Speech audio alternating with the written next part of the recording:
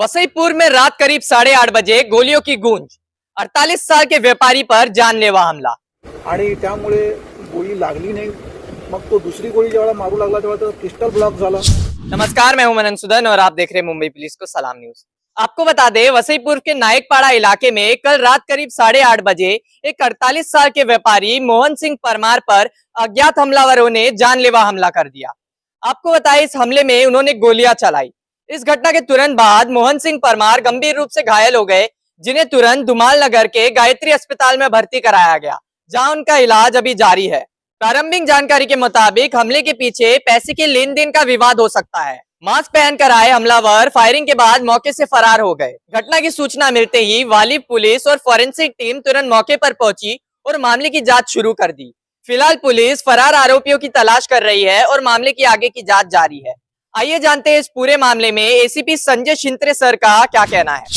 State नाईकपाडा या ठिकाणी मोहन सिंग परमार यांचा एक बिझनेस आहे आणि ते बिझनेसचं काम उरकून ते घरी जात असताना ते त्यांच्या वाहनाकडे जात असताना वाटेमध्ये दोन हल्लेखोर, यातला एका हल्लेखोरांनी मोटरसायकलवरती राईट ठेवलेला होता, दुसरा हल्लेखोर त्यांच्या बाजूला जेणेकरून त्यांना पॉईंट ब्लँक एंडवरून फायर करता येईल अशा दिशेने तो उभा राहिलेला होता आणि त्यांनी त्यांना हाक मारली मोहन सिंग वगैरे असं म्हणून।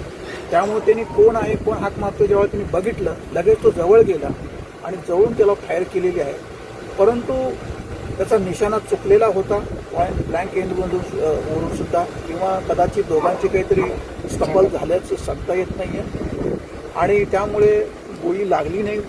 मग तो दुसरी गोळी जेव्हा मारू लागला तेव्हा तो पिस्टल ब्लॉक झाला आणि त्याच्यामुळं त्याला दुसरी गोळी मारता आली नाही। त्यानं रागाच्या भरामध्ये पडलेल्या मोहन सिंग परमार यांच्या डोक्यावरती पिस्टलनी अटॅक केला आणि त्याच्यानंतर तो तिथून पळून गेला आणि जो बाजूला उभा राहिलेला जो मोटरसायकलवरती जो त्याचा दुसरा साथीदार होता, तो मोटरसायकल बसून ते निघून गेलेले आहे।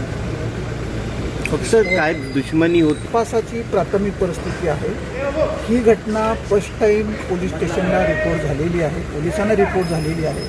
त्यामुळे तपासांती आम्हाला हे लक्षात येईल की त्यांची काही वैमनस्य आहे, बिझनेसमधलं वैमनस्य आहे का, कुठल्या त्यांच्या जवळच्या माणसाने हा हल्ला घडवून आणलेला आहे, हा तपासाचा भाग आहे।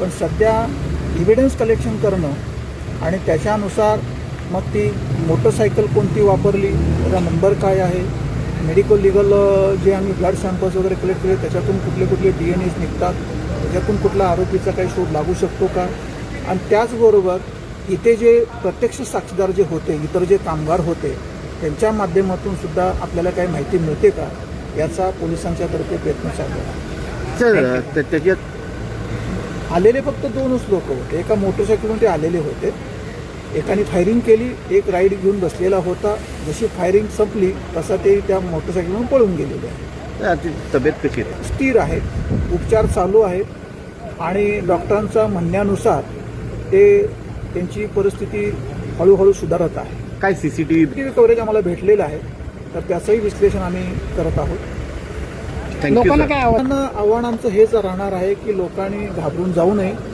हे आयसोलेटेड इन्सिडेंट असतात, याच्यामध्ये तपास पूर्ण झाल्यानंतर आम्हाला निश्चितपणे यातला मोटिव्ह लक्षात येईल। त्यामुळे सर्वसामान्यांनी याच्याबाबत घाबरून जायची काही आवश्यकता नाही आहे, परंतु ज्या गाडीनं ज्या मोटरसायकलनं ह्या स्पॉटवरती ते आलेले आहे, तर ते स्पॉटवरती येत असताना किंवा जात असताना जे CCTV एरिया कव्हर जिथं झालेले आहेत, त्यांनी आपापल्या हद्दीतले CCTV बघून जर आम्हाला सहकार्य केलं तर त्या निश्चितपणे आम्हाला आरोपीपर्यंत लवकरात लवकर पोहोचता येईल।